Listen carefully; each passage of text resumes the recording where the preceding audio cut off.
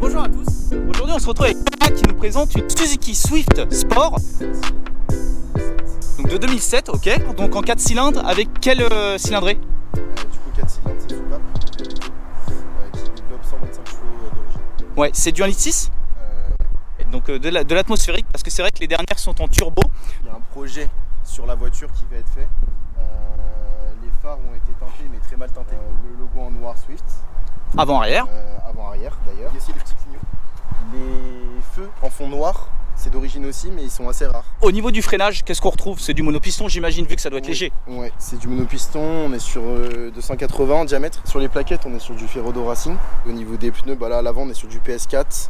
On est sur du 195/45 R17. Donc on retrouve quand même une double sortie d'échappement. Qui d'ailleurs sont sur toutes les Swift, c'est vraiment leur petite touche à eux. On va l'entendre après, mais on est sur... Je m'en doute. On est sur du full tube, donc kata d'origine par contre. Donc il n'y a pas de gamelle, mais les sorties auraient pu être un petit peu plus gros je trouve, parce qu'il y a un petit peu d'espace. Donc peut-être qu'à l'avenir je mettrai soit des canules ou soit quelque chose d'un peu plus gros. Parce qu'il y a une préparation, je pense que je vais faire une préparation circuit dessus. Ouais. Donc châssis, dans tous les cas moteur, je ne vais pas toucher grand chose vu qu'on est sur un Atmo. Et c'est pas l'idée du projet non plus, hein. Il y en a beaucoup qui tournent sur circuit avec. C'est vraiment pour s'amuser, c'est un petit karting. Et oui. On n'est pas là pour développer 300 chevaux non plus. Et puis tu es sur une voiture qui est légère, qui doit faire plus ou moins 1 tonne à quelque chose près. Puis du coup tous les consommables, bah forcément c'est moins onéreux que le segment du dessus. Donc c'est tout à ton avantage si tu veux faire de la piste avec. Au niveau de l'intérieur, bon c'est assez classique, discret même j'ai envie de dire. Pas forcément beaucoup de touches de couleurs, j'allais dire bah si un petit peu au niveau des portes. Le rouge un peu sport chez Suzuki qui a mis en avant, mais c'est tout. Il n'y a pas grand chose. Au niveau du volant, juste ça a été passé en noir, c'est normalement c'est en alu. L'écran qui a été mis, pas par moi non plus, mais qui a été rajouté. Qui est gros mais qui se font bien. Ouais, qui est très gros, on dirait un écran Tesla limite, mais qui se font très bien. Et puis sinon les sièges sport classiques qui sont pas forcément en option. Avec le dossier de couleur, c'est sympa, ça donne une petite touche de sportivité mine de rien. Si quelqu'un est intéressé pour une Swift, dans tous les cas, c'est normal si les sièges conducteurs, surtout les sièges conducteurs, s'ils sont un peu abîmés, c'est une maladie sur ceux-là. Donc si vous le trouvez qu'il n'y a rien du tout, c'est soit ça a été super bien entretenu, donc c'est normal. Sur 80% des annonces, vous allez pouvoir voir, il y a quelque chose. Ouais, donc c'est la maladie. Forcément, on est sur les années 2007, donc pas de numérique, on est sur un compteur analogique. C'est simple, classique. Et là, on a quand même une grande place, hein, c'est surprenant. Ouais, il y a beaucoup de place. Boîte manuelle. Ah, on est sur un 5 rapports. Ouais, ça manque peut-être d'un rapport, surtout avec la ligne sur l'autoroute. Mais bon, c'est pas fait pour dans tous les cas. Et puis un frein à main classique. Ouais. Bah, le vrai plaisir en fait, hein, tout ce qui se perd malheureusement aujourd'hui. Tu nous montres le bloc? Ouais. Allez. L'origine. Ouais. A priori. Juste ça qui a été rajouté. Donc encore une fois par l'ancien propriétaire. Une petite boîte d'admission Simeta avec le petit cône à l'intérieur. Donc tu as le cône à l'intérieur, j'imagine que ça en fait c'est pour protéger de la chaleur? Ouais. Et exactement. Et après ça peut être démontable très facilement pour le nettoyage du cône. Il n'y a pas de reprogrammation moteur, on est sur un Atmo donc ça sert à rien. Donc à part pour gagner peut-être 5 chevaux ou 10, ça va pas changer grand chose. Ouais, c'est vrai que sur l'atmosphérique en fait là où tu gagnes c'est avec ton admission. Bon après tu peux peut-être nous faire écouter tout ça? Ouais.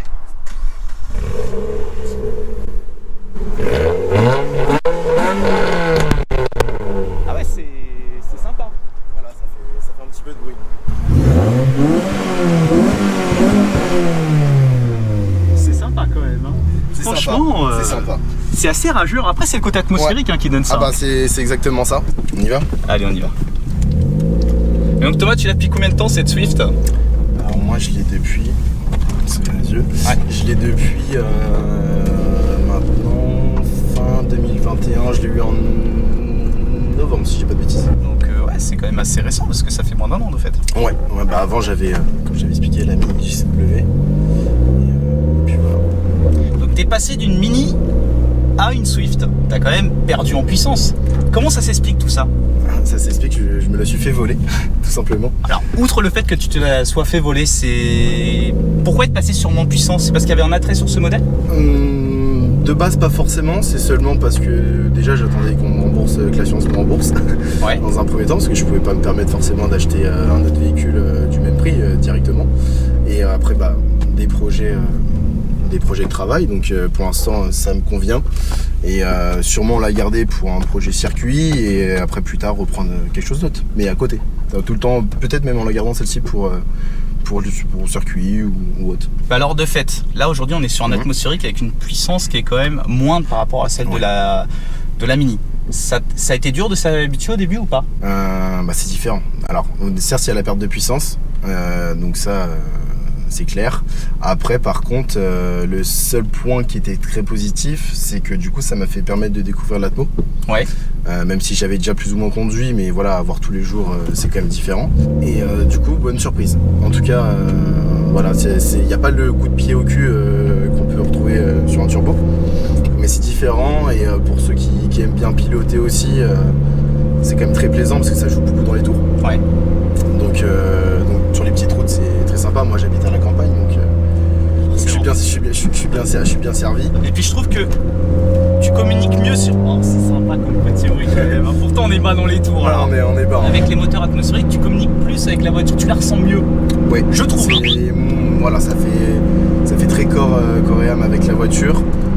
Et encore plus avec une boîte méca, hein, bien sûr. Hein. Franchement, moi j'aime beaucoup. Je pensais pas aimer de base. Hein.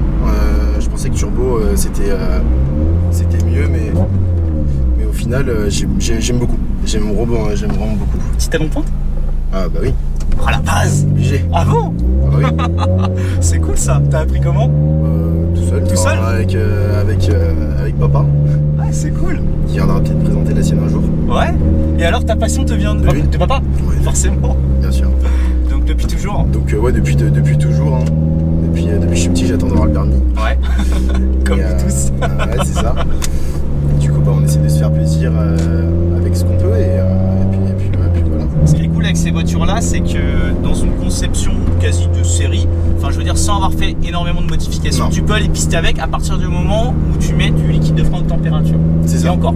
On va aller un peu plus loin. Il y a seulement, je pense, à travailler un petit peu le châssis, donc le freinage et peut-être la rabaisser sur ressort. Ouais, parce qu'elle est un peu haute quand même. Ouais, elle est un petit peu haute, je trouve. Moi, en tout cas, c'est chose que je vais faire.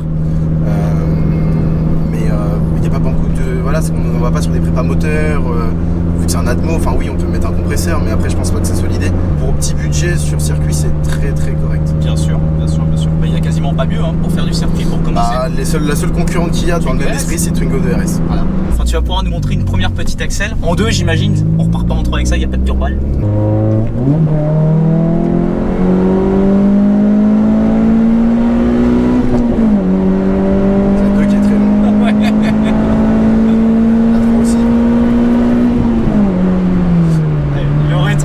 Que t'as fait pour passer la 2, c'était magnifique, j'adore. Je préfère ça que juste pousser la 2, je trouve ça plus marrant.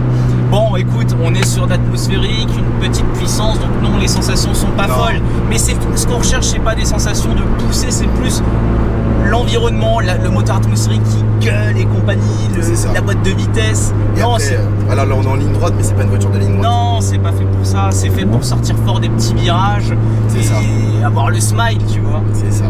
Ça a son charme, ces petites GTI atmosphériques, de toute façon. Ouais, franchement. Puis là, on est sur un châssis quasi d'origine, franchement, ça tient bien le pavé.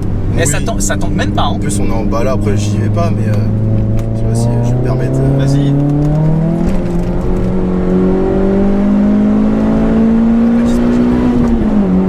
La 2, elle en finit jamais. Ah, elle en finit jamais. La 3 aussi, mais même la 2. Ah, c'est beau. Comme son, c'est sympa. Ouais, c'est sympa. La puissance qui est là. On n'a pas la puissance, oui effectivement, mais bon ouais non c'est quand même très sympa. Tu sens que c'est le genre de voiture en fait avec lequel tu as envie de jouer sur les routes sinueuses et c'est ça. Enchaîner les virages, les rétrogradages, les accélérations, c'est ça qui procure le réel plaisir. Et le bruit vraiment voilà, c'est à part pour faire ça, c'est ça qui est bien. C'est marrant. C'est con. Putain mon pote, tu dois être triste avec les boîtes auto toi. Ah mais moi c'est pas pour moi les boîtes auto. Et puis en délice ça a l'air d'être pas mal quand même, non? Parce alors, que c'est petit. Outre le bruit, c'est un très bon daily sinon. Ça, bon après, c'est pas ce qui consomme le moins non plus. Mais ça consomme... Si on roule vraiment tranquille, juste pour aller au travail ou autre, on doit être dans les 7-8. Et fais-moi un petit freinage pour voir comment ça freine. Ça freine... On est à froid, hein. Ouais. Attends. Oui, ça va, c'est très correct. Il y a du mordant. Ah oui, c'est très correct. C'est très correct. Après, c'est tout léger aussi. Mais ça, c'est correct. Oh, parce que tu nous parlais de potentiellement améliorer le freinage. Moi, je travaillerais plus l'endurance. Oui, plutôt l'endurance. Puis tiens, pour parler de code, ça vaut combien ça?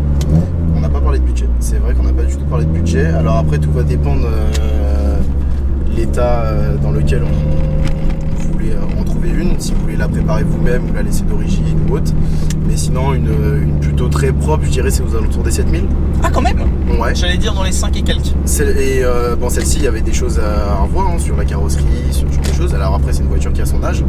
Donc, faut le prendre aussi en compte. Mais celle-ci, on est à peu près dans les 5000. Celui-là, il est sympa.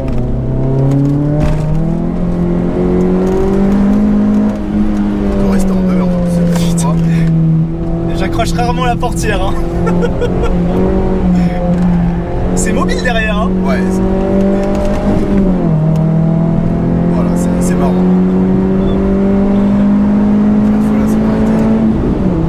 Voilà, c'est Ah, voilà.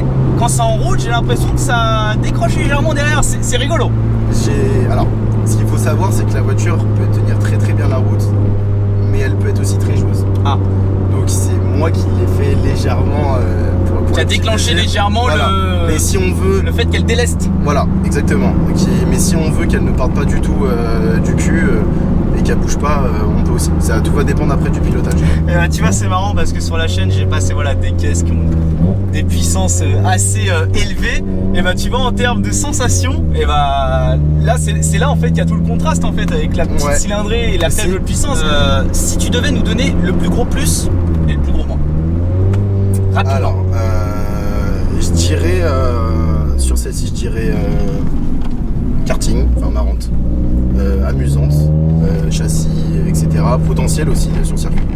Et en négatif, en vrai, je dirais aucun, sauf sur la mienne, je dirais bourdonnement, enfin le bruit de la ligne. Mais après, c'est aussi voulu par la ligne, parce qu'en soi, on peut pas, sur ce budget-là, on n'est pas sur un budget de 60 000 €. Vraiment, pour ce prix-là, il pourrait y avoir mieux. On reste sur une voiture qui est entre 5 et 7 000 €. On peut pas être, je pense pour moi, on peut pas être trop sévère. Moi, dans les grandes lignes, écoute, je la trouve trop mignonne. J'adore le côté atmosphérique et je trouve qu'elle est attachante cette voiture. Ouais. Et puis ce que j'aime, c'est un excellent point et tu l'as évoqué, c'est le fait que la voiture, tu peux presque aller sur circuit sans rien faire. Et ça, c'est top. Ça, je trouve ça intéressant. Donc voilà. Je vais pas dire que c'est une bonne découverte parce que je connaissais déjà la voiture grâce à Guillaume qui m'a emmené plusieurs fois sur le NURB et encore un grand merci mon Guigui. Mais je connaissais pas cette première phase. Donc écoute, merci à toi Thomas et puis avec plaisir. Peut-être à la prochaine pour une future vidéo. Allez, ciao tout le monde, prenez soin de vous.